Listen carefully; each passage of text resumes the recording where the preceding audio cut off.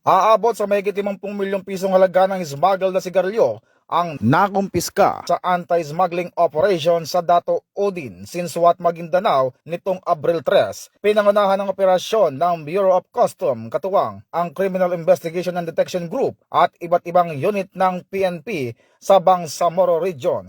Ayon kay Police Brigadier General Jason De Guzman, Regional Director ng PRO BARM, nadiskubre ang kontrabado matapos i-report ng mga residente ang kahinahanalang pag-iimbak ng mga kahon ng imported na sigarilyo sa isang bakanting lote sa barangay Dinaig Proper. Pinaniniwala ang pinuslit ang mga ito sa pamamagitan ng dalampasigan at planong ipamahagi sa iba't ibang lugar kabilang ang Cotabato City.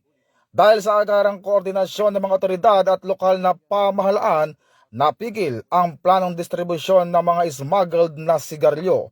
Patuloy naman ang paalala ng mga otoridad laban sa smuggling at iba pang ilegal na aktibidad. Ito ang bagong PNP para sa bagong Pilipinas, serbisyong mabilis, tapat at nararamdaman.